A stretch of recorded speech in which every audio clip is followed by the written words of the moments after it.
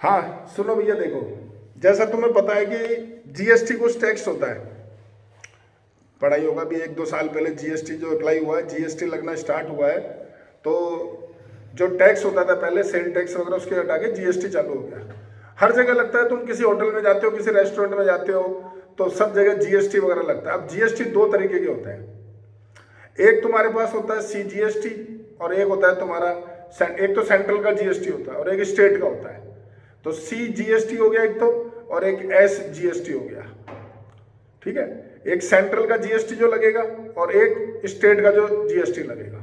ठीक है, अब मान लो कभी नोट करना, तुम कभी भी नोट कर लेना, कभी किसी जगह जाते हो ना तुम, तो एक बिल देखना, कहीं भी बिल करता है तो किसी रेस्टोरेंट में जाते हो तो बिल देखना, रेस्टोरेंट में बिल में नीचे दो जीएसटी होंगे, एक होगा एसजीएसटी और एक होता है तुम्हारा सीजीएसटी। दोनों बराबर बराबर डिवाइडेड होते हैं।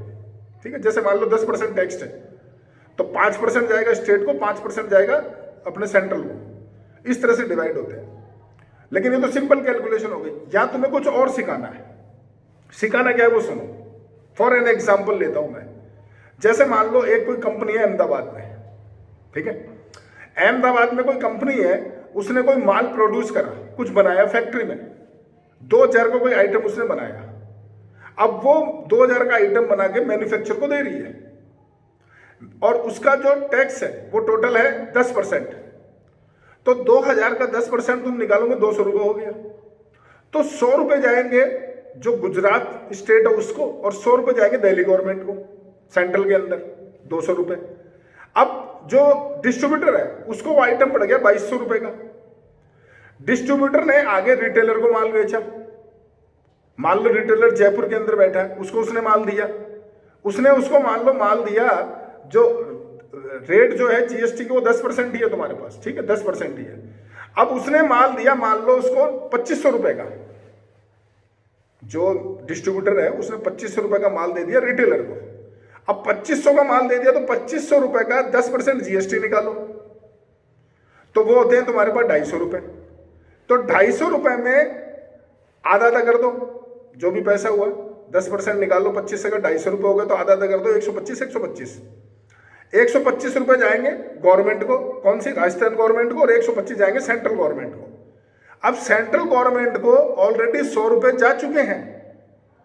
किसने दिए थे भाई? जब अहमदाबाद से वो माल गया था 100 रुपए जा चुके थे, तो ये केवल 25 रुपए जमा कराएगा। ठीक है, अब मान लो 2500 का जो माल था रिटेलर को, मैं खरीदने गया दुकान पे, तो उसने मेरे को बोला भाई 3000 का आइटम है। मैंने कहा ठीक है दे भाई। अब 10% मेरा टैक्स लगा, तो 3000 का टैक्स कितना रुपए लगा? 300 रुपए लगा। तो 300 में से 150 रुपए जाएंगे सेंट्रल को, 150 जाएंगे राजस्थान गवर्नमेंट को। तो उसमें मात्र 25 रुपए मुझे देने पड़ेंगे, मैं नहीं दूंगा, रिटेलर देगा सेंट्रल गवर्नमेंट को। क्यों? क्योंकि उसके पास में 125 रुपए तो ऑलरेडी जा चुके हैं, और राजस्थान गवर्नमेंट को भी वो 25 रुपए देगा। क्यों? 125 ऑलरेडी जा चुके हैं।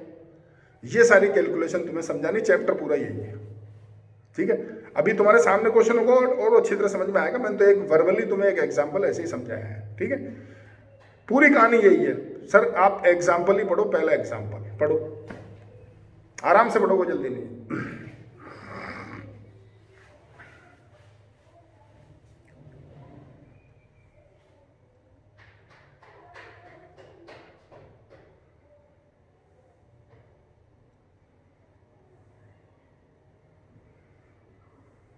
हाँ जी, पढ़ा क्वेश्चन? देखो ये बोल रहा है मैन्युफैक्चरर ए, उसने सेल कराया तुम्हारे पास में एक washing machine to dealer B 12,500 रुपए। डीलर बी ने सेल करी कंज्यूमर को प्रॉफिट में 1500, यानी 14,000 बेच दी उसने उसको कंज्यूमर को। एक तो मैन्युफैक्चरर ए, फिर बीच में डीलर आ गया बी, और फिर आ गया कंज्यूमर, उसको ले लो सी, ये कंज्यूमर रहने दो उसको। ठीक है, उसने बेची 12,500 में, इसने इसको बेची 14,000 रुपए में। टैक्स जो है वो 12% है। ठीक है, पहला पार्ट क्या पूछा है वो पढ़ो आप। The amount of tax under GST paid by the dealer B to the central government, पहला पार्ट। दूसरा पढ़ो, the amount of tax under GST receive by the state government, state government को कितना मिला। तीसरा part, the amount that the consumer pay for the machine, consumer ने कितने रुपए पे करे। ठीक है बड़ा आसान। देखो ये लिखने का तरीका, मेरी बात सुनो, तुम इधर देखो, क्वेश्चन तुम्हें पूरा बता दिया। मान लो कंज्यूमर ने कितने पे करे, कौन सी बड़ी बात है। कंज्यूमर को मशीन कितने की पड़ी हुई, 14,000 रुपए की बेची डीलर ने, 14,000 की बेची ना। अब वो 12% टैक्स देगा, 14,000 का 12% निकाल के जोड़ दो, कंज्यूमर को इतने रुपए पड़ गई, खत्म। लेकिन जो जीएसटी जा रहा है ना अलग अलग, वो तुम्हें समझाना है। तो देखो सर, सबसे पहले मैन्युफैक्चरर ने 12,500 रुपए का माल बेचा डीलर को, जीएसटी रेट है 12%, 12,500 का 12% निकालो तो वो आपके पास हो गया 1,500 रुपए। 12,500 का निकालो, 1,500 रुपए हो गया। तो उसमें 750 रुपए हो गया सेंट्रल का जीएसटी, 750 रुपए हो गया स्टेट का जीएसटी। ये चीज समझ गए क्या, बोलो। ठीक है, अब देखो सर, ये तुम्हारे सामने ऊपर ये कैलकुलेशन लगी, पढ़ लो आराम से, पूरी कैलकुलेशन पढ़ लो। ठीक है, अब बात आती है कि जो कंज्यूमर है, जिसने माल खरीदा, उसने खरीदा 14,000 रुपए का, 14,000 का वो देगा 12%, 14,000 का 12% निकाल लो आप, 1,680 रुपए हो गए। तो 840 देगा सेंट्रल गवर्नमेंट को, 840 देगा स्टेट गवर्नमेंट को। ठीक है, लेकिन तुम ढंग से सुनो, 750 रुपए ऑलरेडी जा चुके हैं दोनों के पास। मेरी बात सुनना, देखो ढंग से, उधर मत देखो, मेरी बात ढंग से सुनो आप।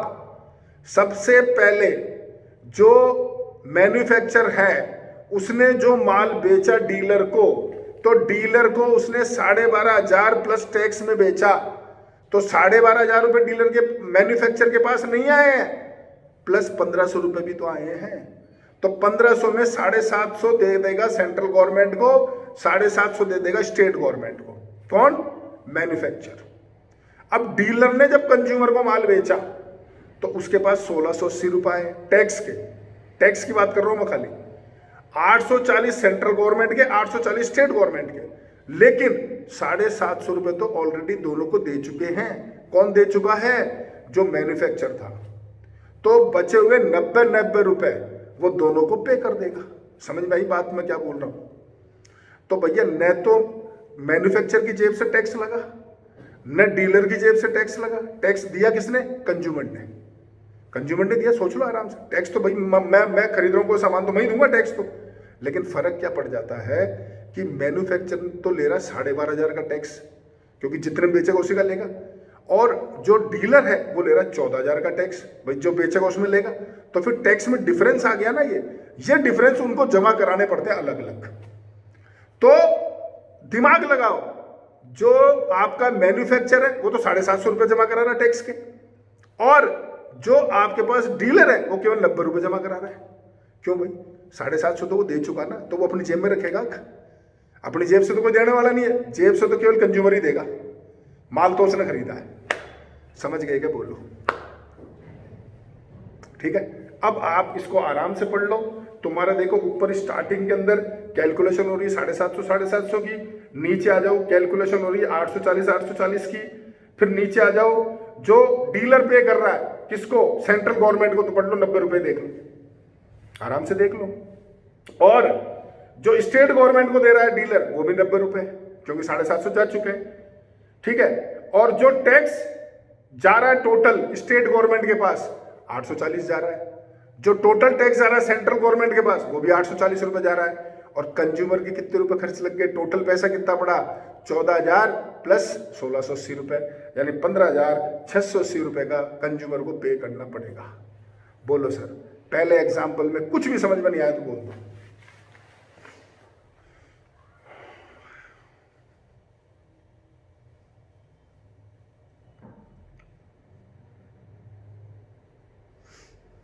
जवाब दो भाई। Yes sir. तुम दोनों को भी आ गया समझ में, ठीक है सर। अब पढ़ो दूसरा एग्जाम्पल।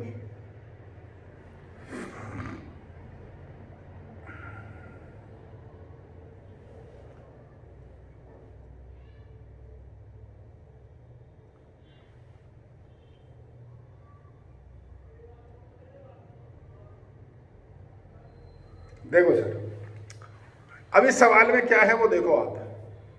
सबसे पहले शॉपकीपर ने एक आर्टिकल खरीदा प्रिंट प्राइस पे 4,000 रुपए पे होलसेलर से डिस्काउंट पे 20% पे। मतलब जो दुकानदार है ना, वो एक होलसेलर से 4,000 रुपये का आइटम खरीद रहा 20% डिस्काउंट पे, यानी 3200, कितना 20% 800, यानी 3200 रुपये खरीद रहा है वो। लेकिन वो जो कंज्यूमर है उसको प्रिंट प्राइस पे बेच रहा है, यानी वो 4,000 रुपये बेच रहा है। ठीक है। और इस केस में तुम्हें बोल रखा है जीएसटी की रेट है 12%। ठीक है सर। अब यहां कैलकुलेशन कैसे होगी तो सुनो। सबसे पहले जो होलसेलर है यानी जो डीलर है, उसने माल बेचा एक शॉपकीपर को 3200 रुपये का। तुम्हारा टैक्स है 12%। 3200 का 12% निकाल लो सर। 3200 का 12% निकालते हो तो तुम्हारे पास टोटल आ जाएगा, कितना निकाल लो सर 12%, 384 रुपये हो गए। 3200 का 12% 384 रुपये हो गए। तो 192 देगा स्टेट गवर्नमेंट को, 192 देगा अपने सेंट्रल गवर्नमेंट को।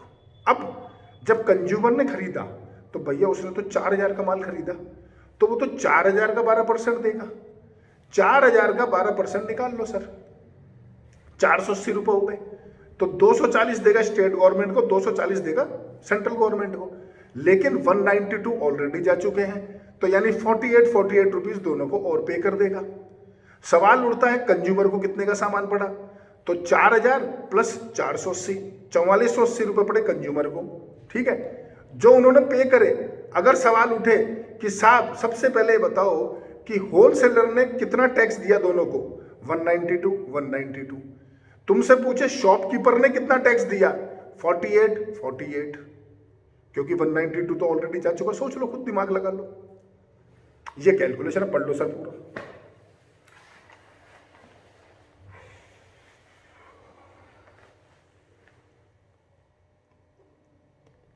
मैं तुम्हें इसके तीनों पार्ट बताया था ना। पहला पार्ट क्या है देखो, the price of the article inclusive of GST at which the shopkeeper bought it. तो शॉपकीपर ने कितने में खरीदी भैया, 3200 रुपये प्लस 384 रुपये में खरीदी। सोच लो आराम से। ठीक है। दूसरा पार्ट देखो सर, दूसरा पार्ट तुम्हारे पास आ रहा है the amount of tax paid by the shopkeeper to state government.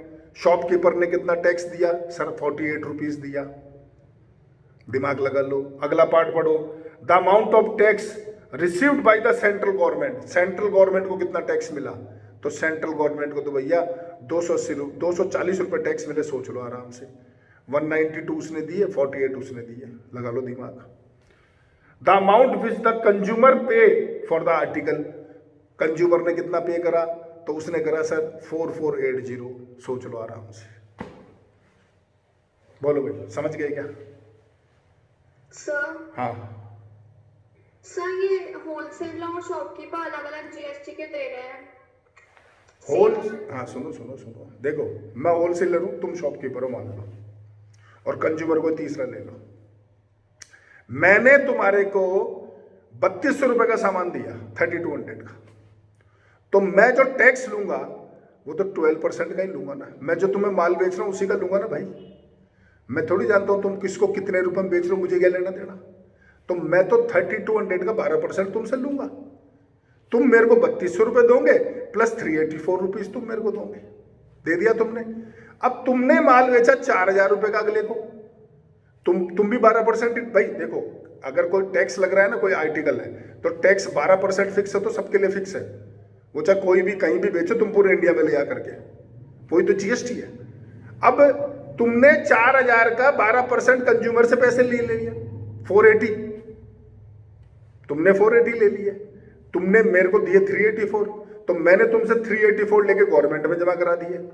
तुमने इससे 480 रुपीज लिए, लेकिन तुम 384 तो मुझे दे चुके हो, तो वो क्यों जमा कराओगे?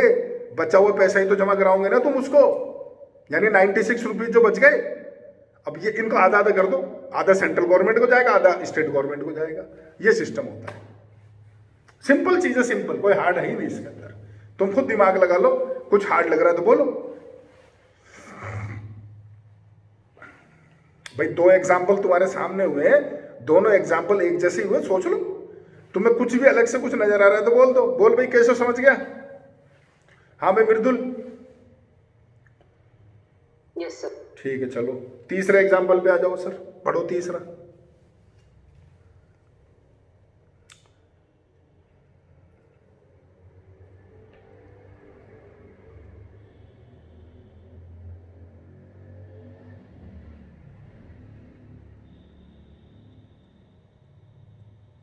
ऐसा ही क्वेश्चन है सर, देख लो, सेम क्वेश्चन है, देख लो आराम से। वो 10% डिस्काउंट पे दे रहा है, वो 4% डिस्काउंट पे दे रहा है। तो पहले तो तुम ये निकालो कि भाई कितने कितने माल बेचा। सबसे पहले 45,000 का जो एसी था वो होलसेलर ने 10% डिस्काउंट में डीलर को बेचा। तो भैया अगले ने 10% काट लो, 40,500 रुपए का बेचा। तो 40,500 रुपए का टैक्स निकाल लो तुम 18%। समझ में आ गया बात? बोल दो, जवाब दे दो। अब जब कंज्यूमर खरीदने आया तो उसने 45,000 जो प्रिंट था उसने खाली 4% डिस्काउंट दिया। तो 45,000 का 4% जो भी होता है वो निकाल लो, तो वो 1800 रुपये जो भी हो गया 1800 कम करके दे देगा। तो यानी 43,200 रुपये का हिसाब से 18% जीएसटी वो लगाएगा। तो जितनी जमा करा दी बाकी जमा करा देगा। अब सवाल उठता है कंज्यूमर को कितने का पड़ा? कंज्यूमर को पड़ गया 43,200 और प्लस 18% और जोड़ देना 43,200 का, वो जोड़ के कंज्यूमर को पड़ गया। सेम क्वेश्चन है, सेम, सोच लो। समझ गए? ठीक है सर। चौथा पढ़ो सर।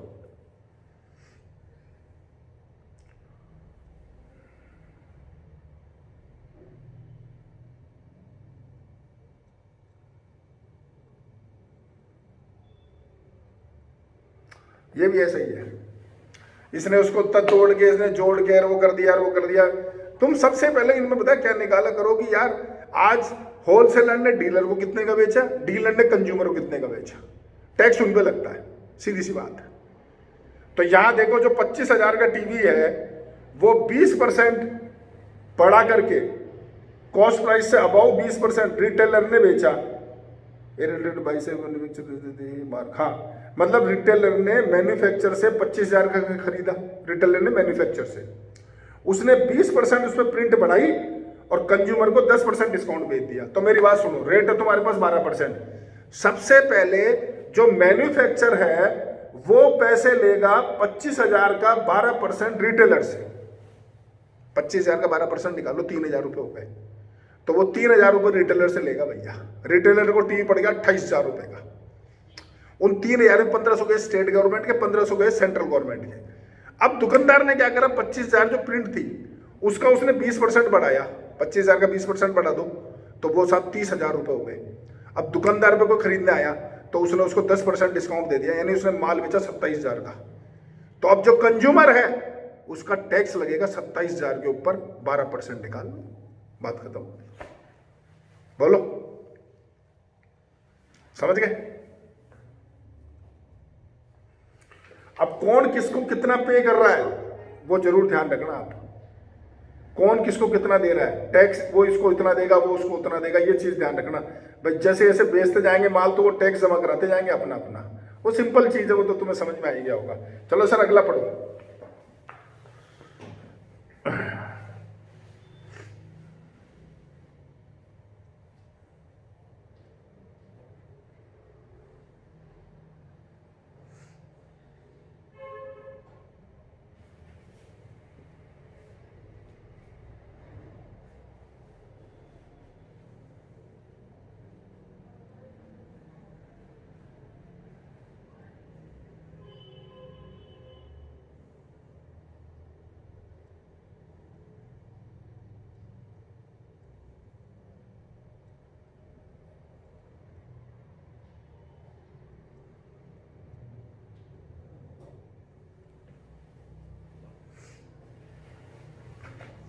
हाँ सर, पढ़ लिया क्वेश्चन?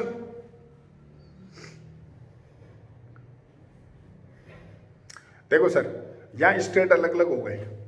अभी तक तुमने जितने पीछे सवाल पढ़े सबके अंदर एक चीज होगी इंट्रा स्टेट। पढ़ सकते हो तुम आराम से, क्वेश्चन पढ़ लो, सब में लिखा होगा इंट्रा स्टेट। तुम जितने क्वेश्चन है पीछे एक बार देख लो। पीछे देख लो sir, 10 sales are intra state. उससे पहले वाला क्वेश्चन में देख लो sir, 10 sales are intra state. ये सब लिखे होंगे तुम्हारे पास। उससे पहले वाले क्वेश्चन में देख लो, हर क्वेश्चन में लिखा होगा।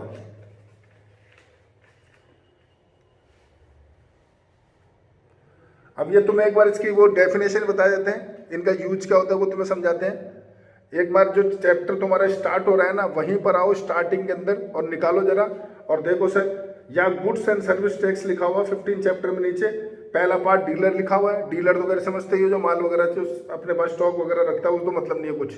ये पढ़ो सर, इंट्रा स्टेट सेल्स, इसका क्या मतलब है? Intra state sales, second topic, sales of goods and services with in the same state और यूनियन टेरिटरी। मतलब जो एक ही स्टेट के अंदर माल बेच रहे, राजस्थान का माल राजस्थान बेचा, राजस्थान से अंदर अंदर राजस्थान में जयपुर जोधपुर इधर उधर माल बिक रहा, उसको इंटर स्टेट तुम्हारे पास हो गया, तो उसको बोलते हैं सर इंट्रा स्टेट। ठीक है। दूसरा पढ़ो sir, inter state sales and goods and service outside the state are called inter state. ये दोनों में फर्क है, इंटर स्टेट और इंटर स्टेट। अब ये इंटर स्टेट का क्या खेल है वो तुम्हें समझाना है, क्योंकि इंटर स्टेट वाले तो तुमने 4 एग्जाम्पल पढ़ लिए, उनमें तो कोई प्रॉब्लम है ही नहीं, वो तो समझ में आ ही गया। यहाँ एक कुछ तुम्हारा 5% का कुछ कहानी होती है, वो तुम्हें समझाते हैं। तो एग्जाम्पल आ जाओ सर तुम्हारे पास, जो अपन पढ़ रहे थे 5वां एग्जाम्पल। तो देखो सर, क्वेश्चन 1 बाय 1 पढ़ते हैं, ढंग से सुनते जाना। सबसे पहले जो कारपेट है उसकी प्रिंट प्राइस है 2500 रुपए, और एक होलसेलर ने उसको in waste Bengal buy the carpet from a manufacture. तो मैंने, एक होलसेलर ने वेस्ट बंगाल से खरीदा कारपेट को 2500 रुपए का जो है, और उसको महाराष्ट्र में जाकर के बेचा उसने 12% डिस्काउंट पे। The printed price of the carpet 2500, wholesaler in waste Bengal buys the carpet from a manufacture in Maharashtra at a discount of 12%। Sorry, गलत पढ़ लिया मैंने, महाराष्ट्र से खरीदा उसने, और होलसेलर कहाँ बैठा हुआ है? वेस्ट बंगाल में। ठीक है। होलसेलर सेल कर रहा है कारपेट को रिटेलर को in Bihar 32% about the market price. मतलब तुम ये समझो, वेस्ट बंगाल में खरीदा उसने, कहां से? महाराष्ट्र से, और उसको बेच कर रहा माल को बिहार में बेच रहा है। यानी तीनों इंटरेस्टेड अलग अलग कहानी होगी सारी, समझ रहे हो मेरी बात? About the market price, if the rate of GST on the carpet is 5%, find the. अब ये 5% जीएसटी की रेट है तुम्हारे पास। ठीक है भाई, देखो 3 चीज होगी, समझ में आ गया? पहले बोलो, महाराष्ट्र से माल खरीदा वेस्ट बंगाल में, वेस्ट बंगाल से माल बेचा बिहार में। ठीक है। मैन्युफैक्चर कहाँ बैठा हुआ है? महाराष्ट्र में। डीलर कहाँ बैठा हुआ है? वेस्ट बंगाल में। और जो एक तरह से कंज्यूमर जो है वो कहाँ पर है? बिहार में। यूं समझ लो आप। 3 चीज होगी, समझ में आ गई क्या? बोलो। ठीक है। अब सुनो सर, कुछ सुनते चीजें यहां पर पूछी गई है। सबसे पहले ये निकालो कि जो वेस्ट बंगाल में माल खरीदा कितने में खरीदा? तो सर 2500 रुपए का है, 12% डिस्काउंट है, 2500 का 12% निकाल लो, 300 रुपए हो गए। यानी जो वेस्ट बंगाल में बंदा बैठा उसने 2200 रुपए में माल खरीदा है। ठीक है। अब 2200 में माल खरीदा है तो वो जीएसटी कितना देगा? 5%।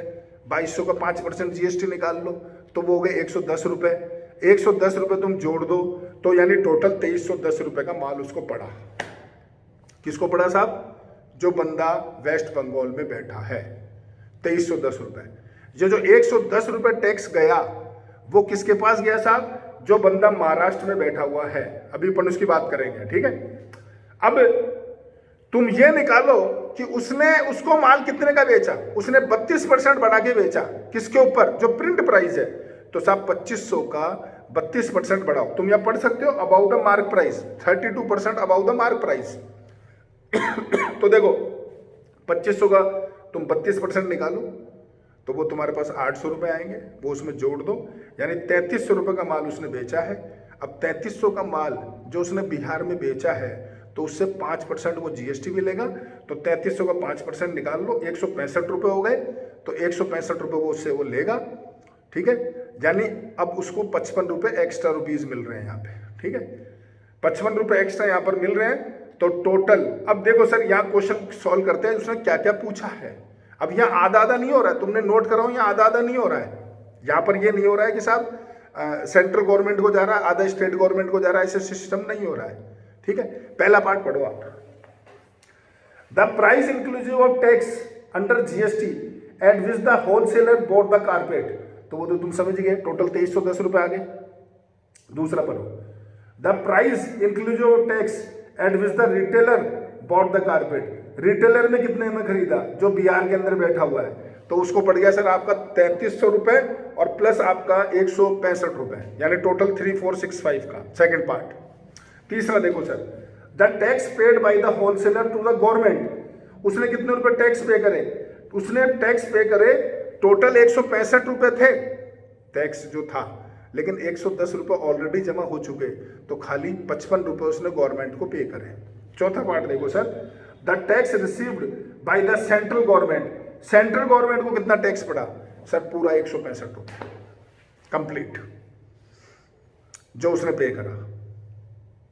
अब यहां पर ये नहीं है कि देखो, जब ये तुम्हारा इंटरेस्ट रेट होता है ना, तो आधे तो जाते हैं सेंट्रल गवर्नमेंट को, आधे जाते हैं स्टेट गवर्नमेंट को। जब स्टेट बाई स्टेट चलता रहता है ना जो टैक्स है, तो वो सीधा कंप्लीट उसको पे होगा सेंट्रल गवर्नमेंट को। या हाफ हाफ का कोई सिस्टम नहीं, पूरे क्वेश्चन में देख सकते हो, कहीं पर भी टैक्स आधा नहीं हुआ है। अगर ये बिहार का बिहार में भेज देता ना आगे, तो फिर उसको देना पड़ता जो टैक्स था, आधा उसको और आधा सेंट्रल गवर्नमेंट को। या पूरा टैक्स सेंट्रल गवर्नमेंट को जाता है। समझ गए क्या? बोलो। ठीक है, एक और पढ़ के देख सकते हो तुम, एग्जाम्पल नंबर 6 जो तुम्हारे पास है।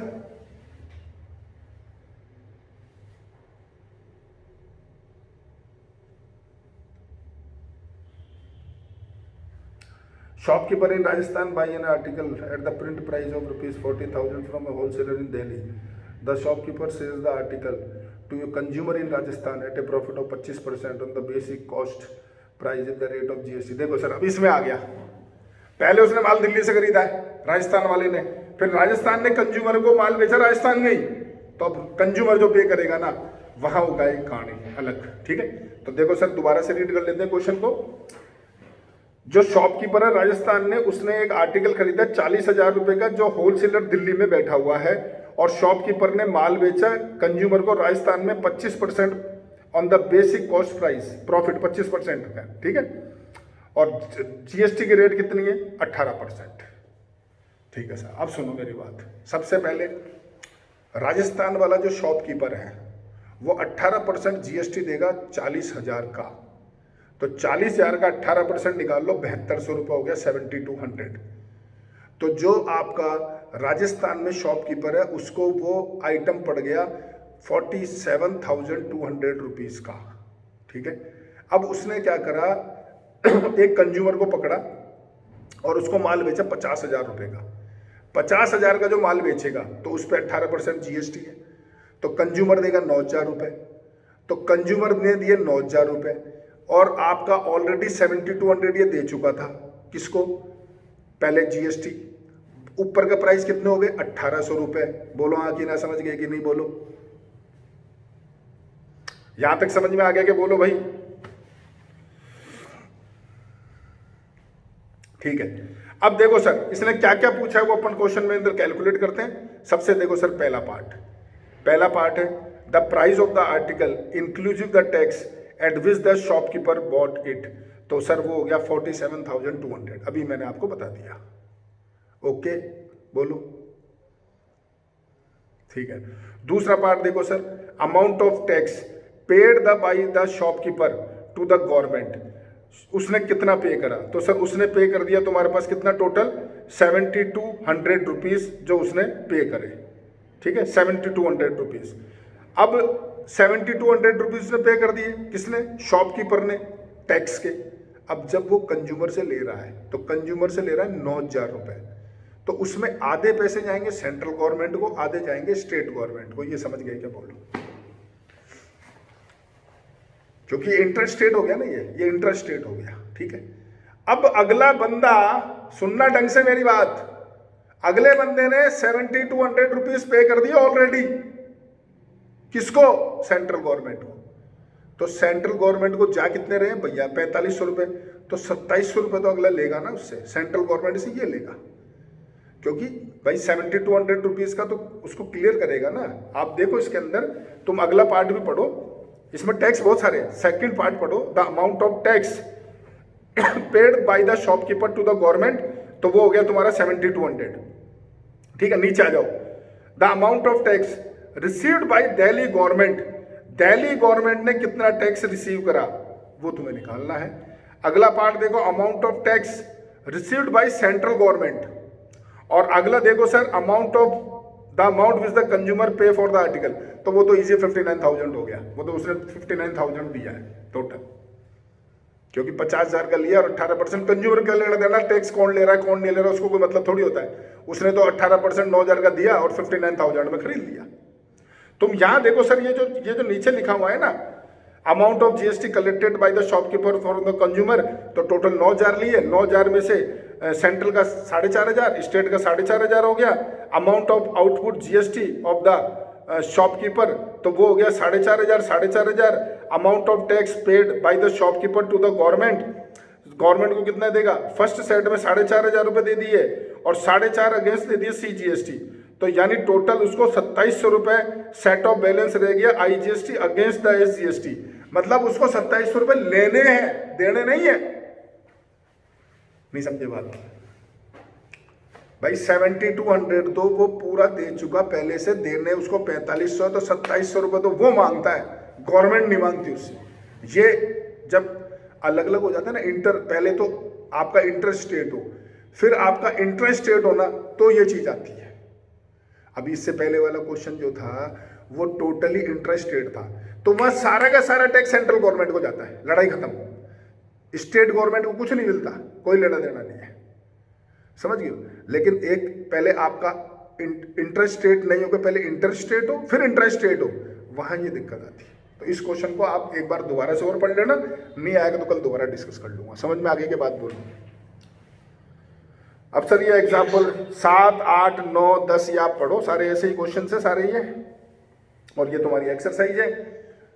आज आप सारे एग्जाम्पल तो कर ही लेना, एक एक और क्वेश्चन भी कर लेना। मान लो कोई डाउट रहता है तो फिर अपन कल बात करेंगे तुमसे, ठीक है आसान तुम्हारे सामने, तुमने खुद ने पढ़ के देख लिया। तुम्हें प्रॉब्लम आ सकती है तो एक ही चीज की आएगी, इंटरस्टेट वगैरह इस टॉपिक में, वरना कोई दिक्कत आएगी नहीं, ठीक है? ये टैक्सेशन हो गया सर, एक एक्सरसाइज ये शायद मेरे ख्याल से इसमें नहीं, एक और है, दूसरा इनकम टैक्स है, वो तो बहुत ईजी है, वो तो बहुत ज़्यादा ईजी है। खैर वो कल बात करेंगे, ठीक है? कुछ लिखने का तो है नहीं, सब वर्बली था आज, ठीक है? ओके।